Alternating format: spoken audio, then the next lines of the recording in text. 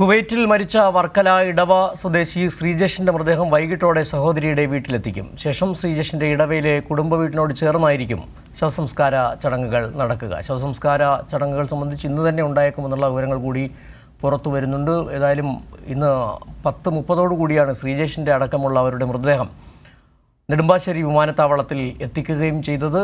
ഇപ്പോൾ വാഹനം ആംബുലൻസ് ശ്രീജേഷിന്റെ അടക്കമുള്ള മൃതദേഹം വഹിച്ചുകൊണ്ടുള്ള ആംബുലൻസ് തിരുവനന്തപുരത്തേക്ക് യാത്ര തുടരുകയാണ്. വർക്കല ഇടവ സ്വദേശി ശ്രീജേഷിൻ്റെ മൃതദേഹം വൈകിട്ടോടെ തന്നെ സഹോദരിയുടെ വീട്ടിലെത്തിക്കുമെന്നുള്ള വിവരങ്ങളാണ് പുറത്തു വരുന്നത്.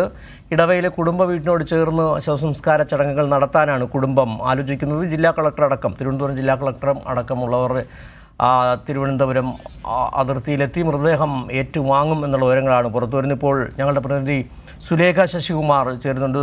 സുലേഖ, ഇന്ന് വൈകുന്നേരത്ത് ഇന്ന് തന്നെ സംസ്കാര ചടങ്ങുകൾ നടത്താനുള്ള ഒരുക്കമാണോ ശ്രീജേഷിൻ്റെ ബന്ധുക്കൾ ഇപ്പോൾ നടത്തുന്നത്?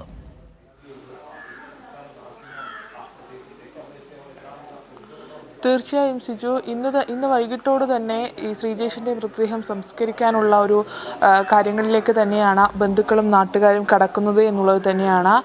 നേരത്തെ ഈ ശ്രീജേഷിൻ്റെ കുടുംബത്തെ പറ്റി നമുക്ക് പറയുകയാണെങ്കിൽ ശ്രീജേഷിന് ആകെയുള്ളത് ഒരു സഹോദരി മാത്രമാണ്. അമ്മ നേരത്തെ തന്നെ മരിച്ചു പോകുന്ന ഒരു സാഹചര്യമുണ്ടായി. അച്ഛനെ കഴിഞ്ഞ ഒരു വർഷമായി കാണാത്തൊരു സാഹചര്യമുണ്ട്. ഈ ആരതി എന്ന് പറയുന്ന ശ്രീജേഷിൻ്റെ സഹോദരി, മുതിർന്ന സഹോദരി എന്നാണ് മനസ്സിലാക്കുന്നത്. ഈ ആരതി മാത്രമാണ് ശ്രീജേഷിന് ഉള്ളത്. ആ ഒരു സാഹചര്യത്തിൽ ശ്രീജേഷിൻ്റെ മൃതദേഹം ആരതി ഏറ്റുവാങ്ങിയിട്ടുണ്ട് എന്നാണ് നമുക്ക് ലഭിക്കുന്ന വിവരങ്ങൾ.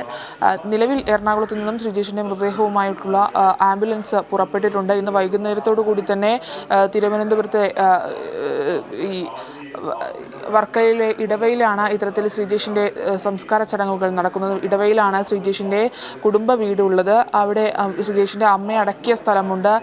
അതിനോട് ചേർന്ന് തന്നെ ശ്രീജേഷിനെ അടക്കം ചെയ്യുമെന്നാണ് നാട്ടുകാരും ഒപ്പം അകന്ന ബന്ധുക്കളും അറിയിക്കുന്ന ഒരു കാര്യം എന്ന് പറയുന്നത്. അതിനൊപ്പം തന്നെ മൃതദേഹം ആദ്യം എത്തിക്കുന്നത് ശ്രീജേഷിൻ്റെ സഹോദരി ആരതിയുടെ വീട്ടിലാണ്. അവിടെയാണ് നമ്മളിപ്പോൾ ഉള്ളത്.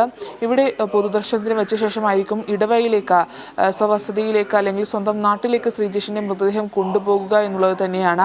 ഇവിടെ വെച്ച് ശ്രീജേഷ് എത്ര നാളായി അവിടെ ജോലിയിലായിരുന്നു കുവൈറ്റിൽ? കാര്യങ്ങൾ ശ്രീജേഷിൻ്റെ കുടുംബം നോക്കുന്ന സമയത്ത് നേരത്തെ പറഞ്ഞതുപോലെ ഒറ്റപ്പെട്ടൊരു സാഹചര്യം അല്ലെങ്കിൽ ആരുമില്ല എന്ന് പറയുന്ന ഒരു സാഹചര്യത്തിലാണ് ശ്രീജേഷ് ഉണ്ടായിരുന്നത്. വർഷങ്ങളായി സൗദി അറേബ്യ, ദുബായ് തുടങ്ങിയ ഇടങ്ങളിൽ ജോലി ചെയ്തിരുന്ന ശ്രീജേഷ് നിലവിൽ ഇപ്പോൾ കുവൈറ്റിൽ കഴിഞ്ഞ 6-ാം തീയതിയാണ് ജോലിക്ക് പ്രവേശിച്ചത്. ജോബ് വിസയിൽ ആണ് ശ്രീജേഷ് കുവൈറ്റിൽ സെയിൽസ്മാനായി, സൂപ്പർ മാർക്കറ്റിലെ സെയിൽസ്മാനായി ജോലിക്ക് കയറിയത്. അതിനിടയിലാണ് ഇത്തരത്തിൽ ഈ കെട്ടിടത്തിൽ അപകടമുണ്ടാകുന്നതും ശ്രീജേഷ് മരണപ്പെടുന്ന ഒരു സാഹചര്യവും ഉണ്ടായിട്ടുള്ളത്. നേരത്തെ പറഞ്ഞതുപോലെ അമ്മ ചെറുപ്രായത്തിൽ തന്നെ ശ്രീജേഷിൻ്റെ അമ്മ മരിച്ചു പോകുന്നൊരു സാഹചര്യം ഉണ്ടായിരുന്നു. അതിനൊപ്പം തന്നെ പിതാവിൻ്റെ കാര്യം പറയുന്ന സമയത്ത് ഒരു വർഷം മുൻപാണ് ശ്രീജേഷിൻ്റെ പിതാവിനെ കാണാതെ പോകുന്നൊരു സാഹചര്യം ഉണ്ടായത്.